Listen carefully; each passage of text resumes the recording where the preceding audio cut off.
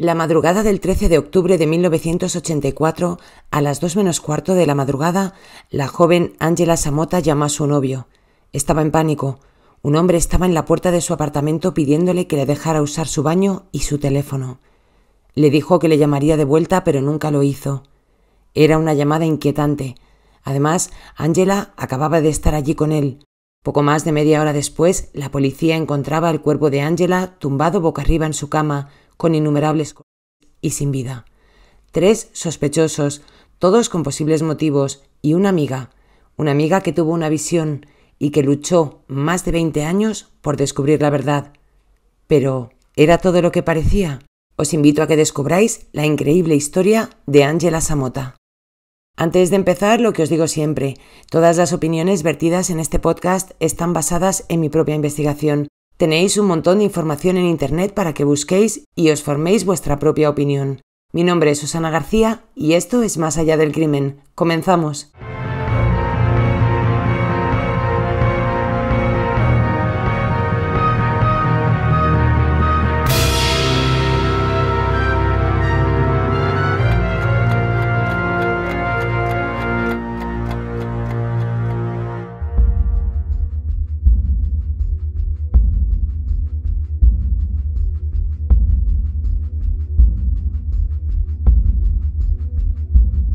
Angela Marie Samota, o Angie, como la conocían todos, nació el 19 de septiembre de 1964 en Alameda, California. Era la menor de 5 hermanos. Sus padres, Frank y Betty Ruth, se divorciaron cuando Angie era muy pequeña y básicamente se crió sin padre. Era una chica muy extrovertida, muy pizpireta. Era la amiga que todos querían tener.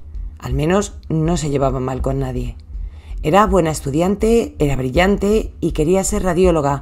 Por eso, cuando terminó sus estudios, decidió irse a estudiar informática y electroingeniería a la Universidad Metodista del Sur de Dallas, en Texas, conocida como SMU. Era 1982.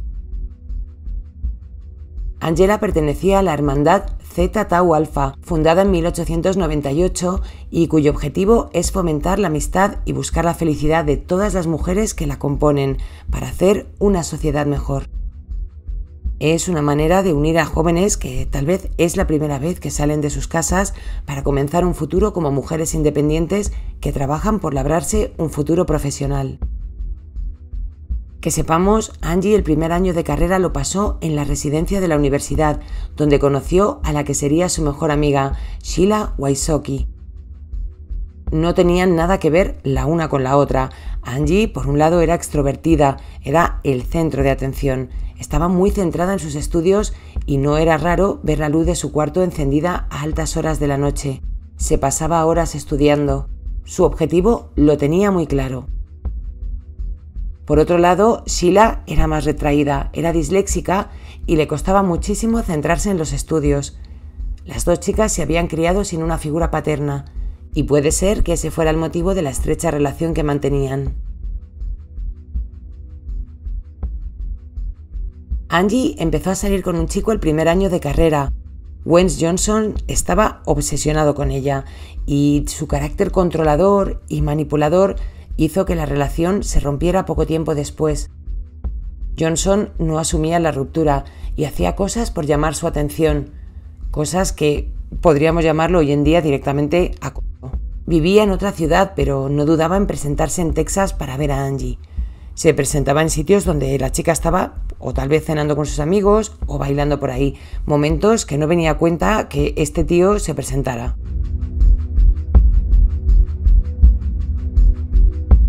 Para cuando terminó primero de carrera, Angie se trasladó a un apartamento a las afueras del campus. Estaba en un condominio y muchos estudiantes vivían por la zona. Es el paso de la residencia de la universidad a vivir independiente en tu propio apartamento junto a la facultad. Wens sabía dónde vivía Angie, lo tenía todo controlado. En una ocasión entró en el apartamento y con un cuchillo empezó a destrozarle la ropa. La tenía amenazada. Esto no impedía que Angela siguiera con su vida, y de hecho lo hizo. Conoció a Ben, un hombre un poco mayor que ella y que trabajaba como manager en una empresa de construcción. Se llevaban algunos años, pero eso no era problema entre ellos. Angie seguía siendo la chica extrovertida, la que se llevaba bien con todos y la que hacía amigos por todas partes. Uno de esos amigos que hizo se llamaba Russell Buchanan. Estudiaba arquitectura en su misma universidad y tenían intereses parecidos. Russell era un poco mayor que Angela, tenía 23 años y era bastante más tímido.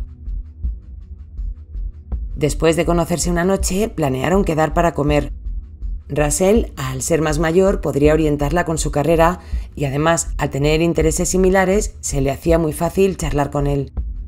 La comida nunca se dio y por eso la noche del 12 de octubre la chica le propuso que saliera con ella y con su amiga Annie a tomar algo. Ben, su pareja, no se les pudo unir porque tenía que trabajar muy temprano a la mañana siguiente. Angie, Annie y Russell se acercaron esa noche hasta la feria donde estuvieron un buen rato disfrutando de las atracciones. Después fueron a un club muy conocido de la zona, el Rio Room Dance Club, donde estuvieron bailando y tomando algo. Angela conocía a todo el mundo e iba de mesa en mesa saludando a la gente. Ya os digo que era una chica súper extrovertida y pocos eran los que no sabían de ella. Poco antes de la 1 de la madrugada decidieron volver a casa. Angela era la que conducía. Annie le propuso quedarse en su casa y hacer noche de chicas, pero Angela tenía compromisos a la mañana siguiente y eso hizo que el plan no se diera. Dejó a Annie y a Russell en sus casas y antes de volver a su apartamento decidió pasarse por el de su chico para darle un beso de buenas noches y contarle también pues cómo había ido la tarde con sus amigos y qué tal lo habían pasado. Estuvo con su novio un rato, poco tiempo. Los dos tenían cosas que hacer y obligaciones muy temprano esa mañana y Angie cogió el coche para volver a casa. Era alrededor de la 1:30. 15 minutos después, a las 2 menos cuarto de la madrugada, su novio Ben recibió una llamada de teléfono, al fijo. Recordemos que estamos en 1984 y los móviles no habían irrumpido en el mercado, al menos para la gente de a pie. Al otro lado del teléfono estaba Angela. Era un tono un poco de angustia. Le dijo a su novio que había un hombre en la puerta de su apartamento. Le pedía que le dejara entrar. Necesitaba usar el baño y un teléfono. No habló mucho más. Le dijo que le llamaría de vuelta. Ben, al no recibir la llamada de Angela, comenzó a llamarla una y otra vez, pero nadie le cogió el teléfono. Asustado, condujo hasta su apartamento. La puerta estaba cerrada. No se oía nada. Ben golpeó una y otra vez la puerta de Angie, pero ésta no abría. Preocupado, llamó a la policía. La furgoneta de trabajo de Ben era de esas que tenían teléfono. Eran de los pocos que tenían teléfono, pero es verdad que había coches que estaban conectados, pero eran empresas importantes y en ese momento, en esos años, pues tenían esta disponibilidad. Llamó a información que le pasaron directamente con los agentes. ¿Cuál es el problema, caballero? Mi novia me ha llamado para decirme que había un señor en la puerta de su casa que quería usar el teléfono y el baño. Y ahora no consigo que me atienda al teléfono. No abre la puerta. La llamada, como ya os he mencionado, se produjo a las 2 menos cuarto y a las 2:17 la policía llegó al apartamento de Angela. Lo mismo, nadie abrió la puerta. Algunos medios recogen que llamaron al propietario del apartamento para que les abrieran y otros que tiraron la puerta directamente abajo. Da un poco lo mismo. Entraron en el apartamento y la escena que vieron no la olvidarían jamás.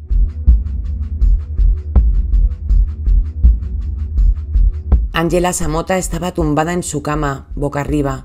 Estaba desnuda y cubierta en un gran charco de sangre. El torso y los muslos los tenía sobre la cama, mientras que las piernas colgaban por uno de los lados. La habían atacado con tal brutalidad que en uno de los ataques le habían roto la espina dorsal. Tenía 18 puntadas. Ya os digo que alguna casi le atravesó el cuerpo.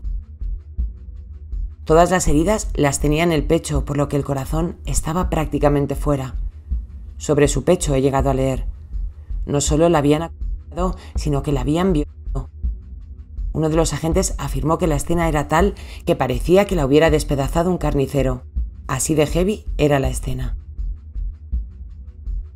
Un ensañamiento tal suele ser llevado a cabo por conocidos de las víctimas y la policía, por tanto, dudó de Ben, su pareja actual. Tampoco había indicios de que alguien hubiera forzado la puerta. Parecía que Angie conocía a su atacante. Además, estaba en la escena para cuando ellos llegaron. Era el último en verla con vida. Y tampoco había ido de fiesta con ella y sus amigos. Puede ser que Ben estuviera celoso de que su novia hubiera salido esa noche con otro chico. Todo parecía que sí.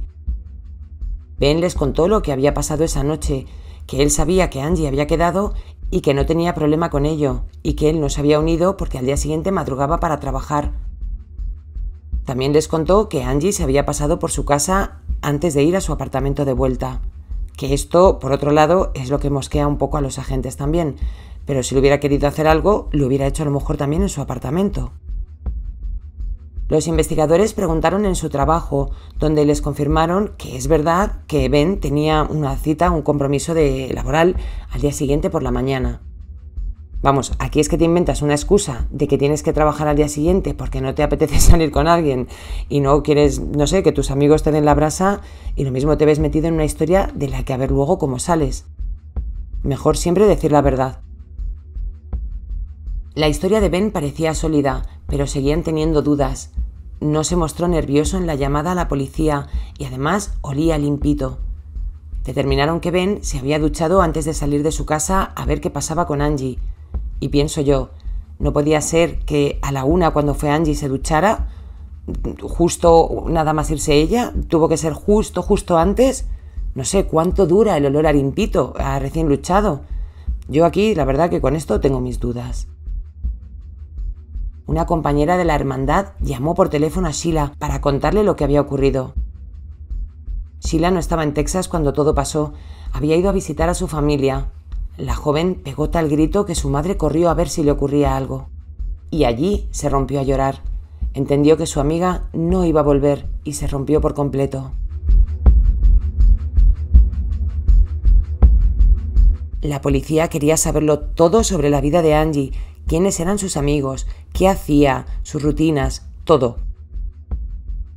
Sheila le contó a la policía que Angie era una chica muy popular, que no era raro que de vez en cuando se encontrara notas en su coche de admiradores secretos. También les contó lo de Wens, el exnovio celoso de Angie, y los episodios de acoso y derribo que recibía la joven. Y en este momento, Wens Johnson se convirtió en el sospechoso número 2. El sospechoso número 3 fue Russell Buchanan, el arquitecto que había salido esa noche con Angie y otra amiga. No fue la última persona en verla con vida, sabemos que fue Ben, pero estuvo con ella momentos antes. Vivía además a tan solo 5 minutos andando de la casa de Angie. Pudo ir a casa de Angela tras dejarla en su casa y esperar a que llegara de casa de Ben, llamar a su puerta y entrar. La puerta, como ya sabemos, no había sido forzada. Sheila le dijo a los agentes que Russell nunca le había dado buena espina, que había algo oculto y raro en él. Fue interrogado en varias ocasiones y siempre respondía lo mismo, que se fue a su casa a dormir y que al día siguiente se fue a una boda. Su coartada fue verificada, pero los agentes sospechaban también de él. De la escena recabaron ADN. Había semen y en las uñas de Angie había restos de ADN también. La tecnología no permitía saber quién era el dueño de ese ADN o qué nombre y apellidos tenía, pero sí podía determinar un perfil. Sabían que su atacante era no secretor. Las personas que poseen una mutación genética de la FUT2, que es una enzima, la fucosiltransferasa 2, no son capaces de producir su grupo de sangre en los fluidos. Básicamente, a los secretores se les puede obtener el tipo de sangre a través de fluidos y a los no secretores no. Ni Wens, el exnovio de Angela, ni Ben, su nuevo novio, eran no secretores y por lo tanto quedaron descartados inmediatamente. En los registros a sus viviendas además no encontraron nada y Wens además tenía coartada para esa noche. El que sí era no secretor era Russell y centraron todos sus esfuerzos en probar que el arquitecto, ese que había salido la noche antes con ella, era el culpable. A pesar de que en la llamada a Ben, Angie dijo que había un hombre en la puerta de su casa, la chica no dio ningún nombre. ¿Puede ser que no le conociera? Los detectives centraron su atención en este arquitecto. Le siguieron a todas partes, le tenían vigilado 24/7, le mandaban a declarar cada 2 por 3. Le hicieron la prueba del polígrafo, que pasó sin problemas. En un principio, Russell no contrató a ningún abogado porque no creía que tuviera que hacerlo, ya que él se consideraba inocente, pero viendo que la cosa se ponía seria, sus padres decidieron contratar a uno. La elección del abogado no sé si fue la correcta o no, porque contrataron a uno muy bueno que era conocido por llevar casos de gente culpable, lo que para la policía era otro indicio más de su culpabilidad, pero fue este abogado el que tras un interrogatorio le dijo a los agentes: o detienen a mi cliente o lo ponen en libertad, ahora mismo. No había pruebas más incriminatorias, lo que tenían eran solo indicios, y con esto el caso se volvió frío.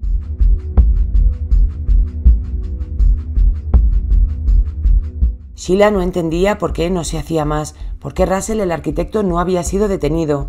Ella estaba convencida de que él era el culpable. Lo había sospechado desde un principio, y el hecho de que de 3 sospechosos pasaran a 1 por las pruebas realizadas al ADN, uno justo, y qué casualidad que fuera Russell. Pero sin pruebas directas no había mucho más que hacer. Russell se marchó a Los Ángeles poco después a seguir con su carrera profesional. Sheila, del trauma, decidió dejar la universidad, se casó y se mudó a Nashville, donde tuvo 2 hijos. Los años pasaron. Sheila se dedicó por completo a su familia, lo que le dejaba cada vez menos tiempo para pensar en lo que le podía haber pasado a su amiga, aunque nunca olvidó a Angela. Estuvo tan metida en el caso que el detective que lo llevaba incluso acudió a su boda. A pesar de todo, Sheila llamó en innumerables ocasiones a los detectives para saber en qué punto estaban, si tenían pensado reabrir la investigación o no. Seguía haciendo presión para que la muerte de su amiga no quedara impune y para que Russell fuera puesto entre rejas, pero los detectives no le hacían demasiado caso. El detective que había estado en su boda tampoco le devolvía las llamadas. Sentía que estaba en un punto muerto, y así iban pasando los años. Unas veces le decían que no tenían equipo para investigar casos antiguos y otras directamente pasaban de ella. Fueron 2 hechos los que motivaron a Sheila a seguir. Por un lado, el juicio de O.J. Simpson en octubre de 1995, 11 años después de lo ocurrido, donde descubrió que con los nuevos avances la tecnología podría determinar quién era el dueño de la muestra recogida en el cuerpo de Angela. Esto impulsó a Sheila a seguir metiendo presión. Si conseguían analizar ese ADN, podrían saber que Russell era el culpable y el caso quedaría cerrado. Pero muy a su pesar, los detectives le dijeron que ya no tenían ninguna muestra. La inundación de 1990 había acabado con las pruebas del caso de Angela Samota. Por otro lado, un día que Sheila estaba leyendo unos pasajes bíblicos, al girar la cabeza a la derecha, vio a su amiga Angie. Estaba allí parada, quieta, de pie, mirándola. No habló, pero Angie entendió lo que le estaba pidiendo, que buscara al culpable de su muerte. Y esto hizo un clic en la cabeza de Sheila, quien pensó: bueno, voy a hacerme detective privado y así tendré acceso a toda la documentación. Pensaréis que es una broma, pero de verdad que no lo es. Se esforzó mucho, pese a sus problemas con los estudios. Mientras cenaba, uno de sus hijos le iba preguntando las leyes y ella se las iba soltando de carrerilla. Y por fin consiguió su título. Sheila ya era detective privado. La inicial exaltación pronto se tornó en frustración porque los detectives seguían ignorándola, pero ella seguía insistiendo. Estamos ya en el año 2004. Durante 20 años llamó un total de 750 veces. Meses después de conseguir su título, una nueva investigadora fue puesta al mando. Se llamaba Linda. Linda se reunió con Sheila para repasar todos los detalles de la investigación. La amiga de Angie se quedó totalmente en shock cuando descubrió que las muestras recogidas no se habían perdido en una inundación. Todo había sido una burda mentira de la policía para quitarse de en medio a la pesada que llamó más de 750 veces a comisaría en los últimos años. No solo tenían el semen, sino que tenían las uñas de Angela, que también tenían ADN. Consiguió una autorización para que se hiciera la prueba de ADN, no sin muchas trabas antes. Este test era muy caro y había además otras preocupaciones. Tardaron años. Las muestras se enviaron a análisis en el año 2008 y tardaron más de un año en obtener el resultado. En 2009, Sheila recibió la llamada de Linda. Solo 3 palabras. We got him. Le tenemos. Por fin había un nombre detrás. Por fin Russell Buchanan iba a ser condenado. Y de pronto Linda soltó la bomba. Donald Bess. ¿Cómo? ¿Quién era Donald Bess? Donald Bess nació en 1948 en Arkansas. A finales de los años 70 fue condenado por abusar de una chica. Le condenaron a 25 años de cárcel, pero en 1984 le concedieron la libertad condicional con 2 pelotas. Ese mismo año atacó a Angela Samota, pero como no consiguieron detenerle, un año después atacó a otra joven. Para cuando llegaron los resultados de las pruebas de ADN, Donald estaba en la cárcel por este último ataque. El juicio contra el ataque a Angela se celebró en el año 2010. Tuvo que ser pospuesto unos días porque durante el inicio de sesión sufrió un infarto. Pero no se libró del juicio. Pocos días después retomaron y la sentencia en esta ocasión fue la pena capital. Donald estuvo en la cárcel de Texas donde se le conocía como la Bestia, y es que su número de preso era el 999559. Los 3 primeros dígitos son el 666 al revés. Estuvo en la cárcel esperando fecha de su ejecución durante 12 años, hasta que en 2022, el año pasado, en octubre, justo además casi cuando iba a hacer el aniversario, el 38 aniversario de la muerte de Angie, un infarto acabó con su vida. Tenía 72 años.